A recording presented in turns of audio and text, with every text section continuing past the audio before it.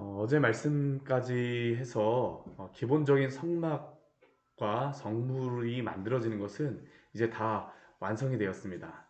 오늘 말씀은 이 모든 것들을 다 그 마무리 된 그러한 상황 속에서 그동안 사용하였던 그러한 재료들과 얼마나 사용하였는지에 대해서 결산하는 그러한 내용이, 재료에 대한 그 양이 얼마나 사용하는지에 대해서 결산하는 내용이 바로 오늘 말씀입니다. 그래서 오늘 말씀을 보게 되면 얼만큼 사용되었다는 그런 양이 나오고 있죠.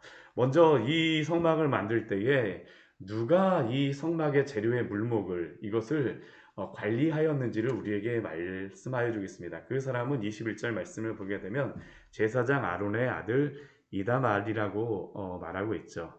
이다말이라고 하는 그러한 사람이 지금까지 뭐 성막을 만들면서 다른 부분에 대하여서 그 사용되어졌던 건, 그 헌신하였던 건 아니지만, 이 사람 이름이 나오진 않았었지만 이 성막의 그러한 모든 재료에 대하여서, 입출입에 대하여서 관리하였던 사람이 바로 이 이다말이라고 하는 것입니다. 그리고 모세의 명령에 따라서 그것을 잘 계산하였다라고 우리에게 말씀합니다. 또 이 성막을 만들 때에 또 누가 이것에 대해서 앞장서서 했는지를 우리에게 말씀해주고 있죠. 또 부살렐이라고 하는 사람입니다. 부살렐 같은 사람은 이 성막하고 성물에 대하여서 이 놋이라든가 금이라든가 이런 것들을 잘 만드는 사람이 바로 이 부살렐이라고 하는 그런 사람이고요. 이 사람이 이 받은 그런 것을 가지고 만든, 실질적으로 사용한 사람이 이 부살렐이라고 하는 그 사람이 대표자로서 있고, 또 그와 함께 조력자로서 했던 사람이 23절 말씀 보게 되면 오홀리압이라고 우리에게 알려주고 있습니다. 부 책임자와 같이 그러한 사람이 바로 이 오홀리압입니다. 오홀리압 같은 경우에는 특별히 어떤 그 재능이 있는지를 우리에게 말씀해 주는데, 23절 말씀을 보게 되면 청색, 자색, 홍색 실과 가는 배실로 수놓는 일들에 대하여서, 이런 일들에 대해서 굉장히 재능이 있는 사람이라는 것이죠. 부살렐 같은 경우에는 이 쇠를 가지고 만드는 일에 대해서 굉장히 재능이 있는 사람이라고 한다면, 이 오홀리압이라고 하는 사람은 막을 이렇게 만드는 것에 대해서 굉장히 재능이 있는 사람으로서 이 모든 일들을 다 총책임해서 사용했다라고 우리에게 말씀하고 있습니다. 이것이 어떠한 것입니까? 오늘 21절 우리 시작을 하면서 성막 곧 증거막이라고 말하고 있습니다. 보통 성막이라고도 이야기하지만 오늘 말씀에서는 이곳을 증거막이라고 이야기를 하죠. 왜 증거막이라고 하겠습니까? 증거궤가 그 안에 있기 때문입니다. 증거궤는 바로 그 증거궤가, 또 증거궤가 되올 수 있는 것은 그 안에 증거판이 있기 때문이죠. 하나님과 언약이 세워진 그 십계명의 그 두 돌판이 그 안에 있기 때문에 증거궤가 되어지고, 또한 그 증거궤를 그 두고 있는 그곳이 바로 증거막이라는 곳입니다. 이곳이 하나님과 언약이 맺어진 곳으로서 이렇게 이 모든 사람들이 수고하며 애쓰며 정직하게 하였다라는 것을 오늘 우리에게 보여주고 있습니다. 그러면 얼마나 그 증거막을 만드는 데에 물자가 사용됐나요? 우리 뒤에 말씀해 보게 되면 먼저 금서부터 우리에게 말씀해 주고 있습니다. 금을 사용할 때 보게 되면 금은 성수의 세겔로 29달란트와 730세겔이라고 우리에게 말씀합니다. 이 29달란트 같은 경우는 이게 한 달란트가 34kg이잖아요.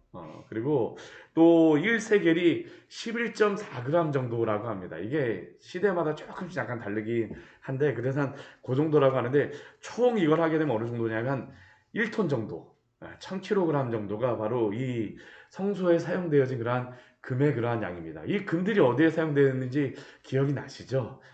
이 성막 안에, 성소 안에 사용된 그러한 것들은 다 금으로 다 만들었습니다.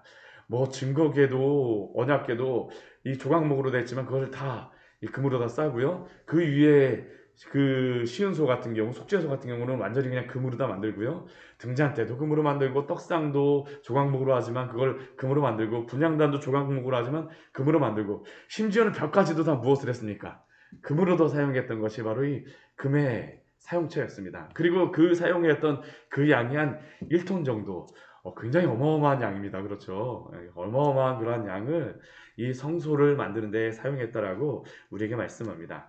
또 그 다음에 우리에게 사용된 그러한 재료에 대해서 알려주시는 것이 은입니다. 은. 은 같은 경우는 어느 정도를 사용했다라고 이야기를 하냐면 100달란트 1775세겔. 이 정도가 어느 정도냐면 3,400kg 정도. 한 3.4톤 정도. 3톤 정도면 굉장히 큰 트럭 아닙니까?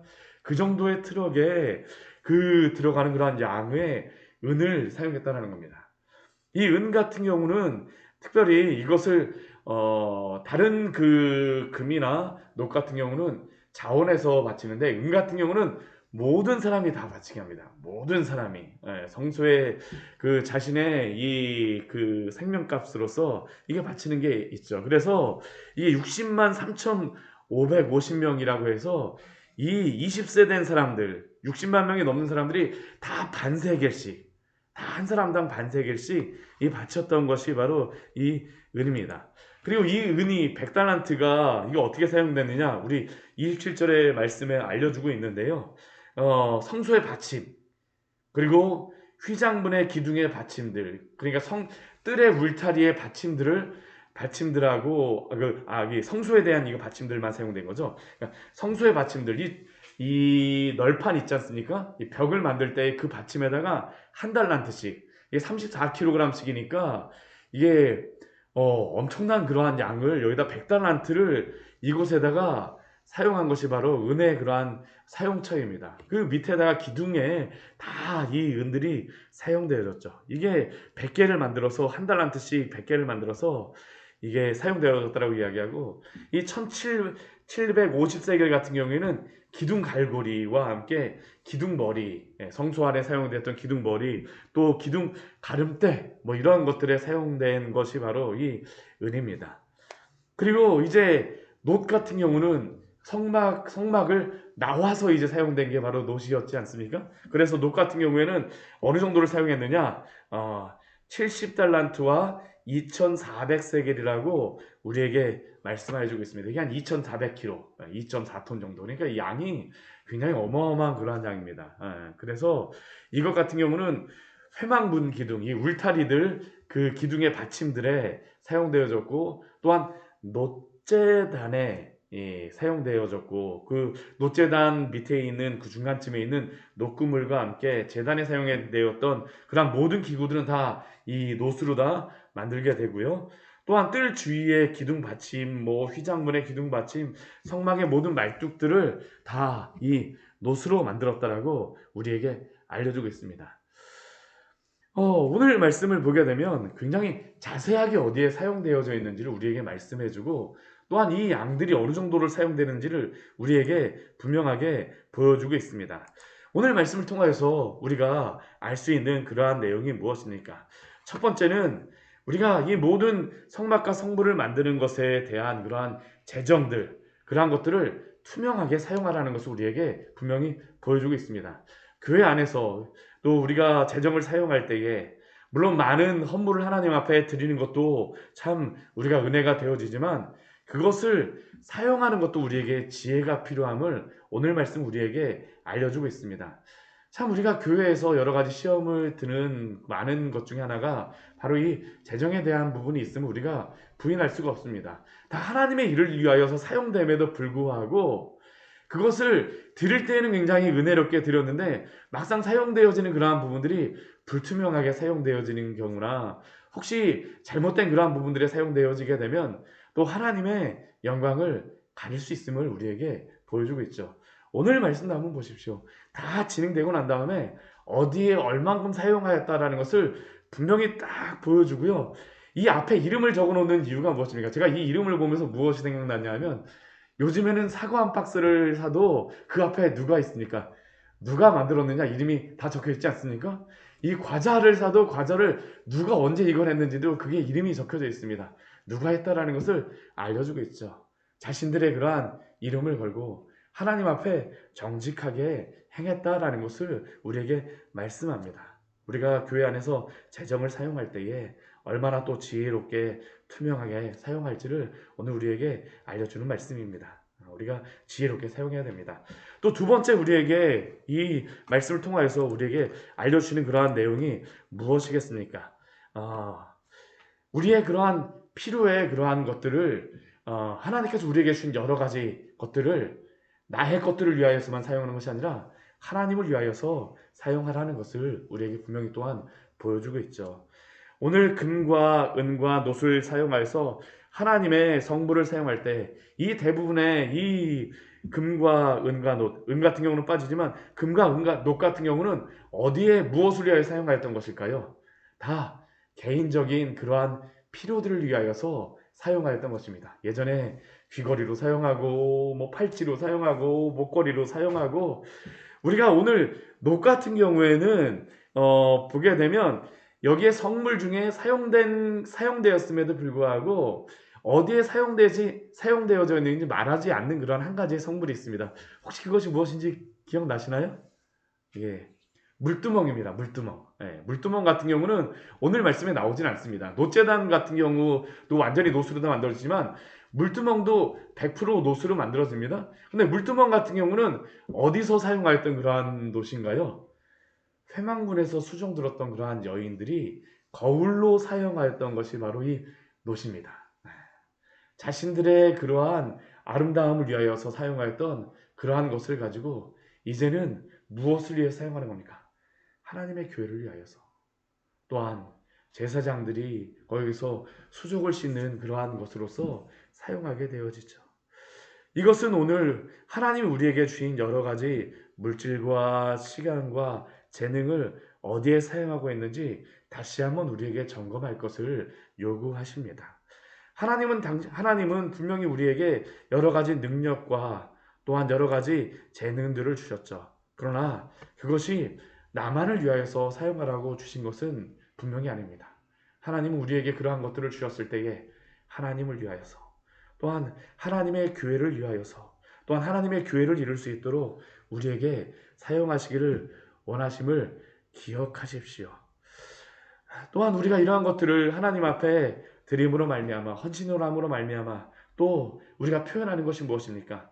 이 모든 것들을 하나님이 주셨다라는 것을 우리의 삶을 통하여서 고백하는 것 아니겠습니까?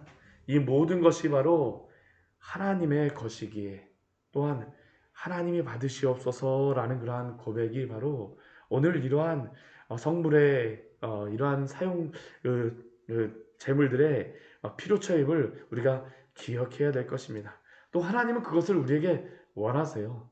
하나님이 우리의 모든 것이심을 우리에게 고백받기를 원하심을 기억하십시오. 이것이 바로 광야의 길을 가는 성도들에게 요구하시는 삶의 모습인 줄 믿습니다. 또 우리가 세 번째, 우리가 그 은혜에 대하여서는 우리가 반드시 짚고 넘어가야 되겠죠. 은 같은 경우는 어떻습니까? 모든 이스라엘 백성들로 하여금 다 바치라고 말씀하고 계십니다. 왜 그렇겠습니까? 이것이 바로 생명의 속전이기 때문입니다. 생명의 속전이라고 하는 그러한 의미는 하나님께서 이스라엘 백성의 그러한 백성의 그러한 모든 주인이 되시고 또한 이스라엘 백성의 생명의 주인이심을 드러내는 분명한 징표가 되어지는 것이죠. 우리가 앞에 말씀해 보게 되면 이것을 우리에게 말씀하고 있지 않습니까? 우리 출애굽기 30장 말씀 우리 같이 한번 보도록 할까요? 우리 출애굽기 30장 12절 말씀에 보게 되면 이 은혜에 대하여서 왜 우리에게 바치라고 말씀하시는지를 우리에게 이렇게 말씀하고 계십니다. 우리 12절 말씀 같이 한번 읽어보도록 하겠습니다. 내가 이스라엘 자손의 수요를 조사할 때에 조사받은 각 사람은 그들을 계수할 때에 자기의 생명의 속전을 여호와께 드릴지니 이는 그것을 계수할 때에 그들 중에 질병이 없게 하려 함이라. 우리 출애굽기 30장 우리 12절 말씀에서 지금 바치고 있는 이 은이 바로 생명의 속전이다라고 말씀하십니다. 이것을 바칠 때에 하나님께서 이스라엘 가운데에 질병이 없게 하시겠다라고 말씀하십니다. 근데 이것이 단순히 내가 이 생명의 속전을 냈기 때문에 질병이 없을 거야. 하나님이 뭐 돈을 받고 질병을 고쳐주시는 그러한 의미가 아닙니다. 이 의미가 본질적으로 무엇일까요? 우리 15절과 16절 말씀에서는 이것을 대속이라고 우리에게 말씀합니다. 우리 15절 16절 말씀 같이 한번 읽어보도록 할까요? 너희의 생명을 대속하기 위하여 여호와께 드릴 때에 부자라고 반세겔에서 더 내지 말고 가난한 자라고 덜 내지 말지며 너는 이스라엘 자손에게서 속전을 취하여 회목 봉사했으라.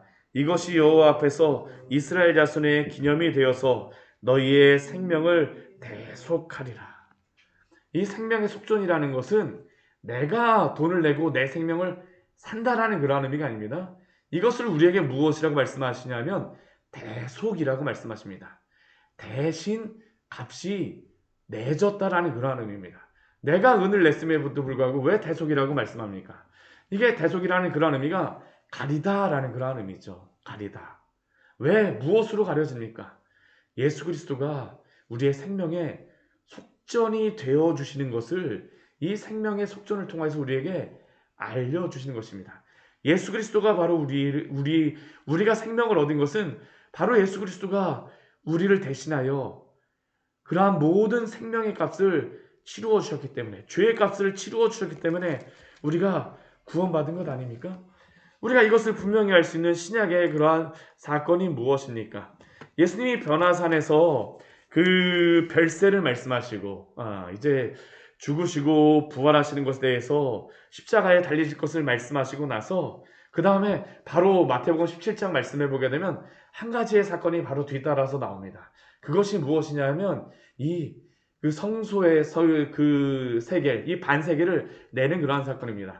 어떠한 한 사람이 오죠. 그래서 그 사람이 와서 당신이 이 속전을 내라고, 반세겔을 내라고, 반세겔을 거두는 자라고 이야기합니다. 그래서 예수님께서 무엇이라고 얘기하냐면 막 그 옆에 있던 베드로에게 나가서 갈릴리에서 물고기 하나 잡아갖고 그 입에서 그 한 세겔 돈이 나올 테니까 그것을 내라. 딱 거기서 무엇이 나옵니까? 한 세겔이 나옵니다. 베드로와 예수님의 그러한 세계를 내는 것이죠. 사실 예수님은 자신을 위하여선 생명의 세계를 이 속전을 내실 필요가 없습니다. 예수님이 바로 그 성전의 주인이시기 때문이죠. 그런데 왜 예수님께서는 이 반세계를 내십니까? 바로 예수님께서 이제 예루살렘에 올라가시기 때문입니다. 생명의 속전이 되시기 위하여서. 예수님이 십자가에 죽으심으로 말미암아 모든 하나님의 백성의 죄를 대속하심으로 말미암아 그 죄를 가리워 주시기 위하여서 그 예루살렘으로 올라가시는 것입니다. 이게 바로 생명의 속전의 의미이죠. 얼마나 감사한 그러한 내용입니까? 예수님을 믿는 우리가 구원을 받은 것은 오직 그리스도 때문인 줄 믿습니다. 그렇기에 우리의 장신구, 나의 장신구를 구하기 위하여서 예수님을 믿는 것이 아니라 주님을 위하여서 살아가야 되는 자가 되어질 줄 믿습니다. 주님이 우리를 피주고 값주고 사신 그 은혜 가운데에 오늘도 살아가시기를 축원합니다. 같이 기도하도록 하겠습니다. 하나님 아버지, 오늘 말씀을 통하여서 우리에게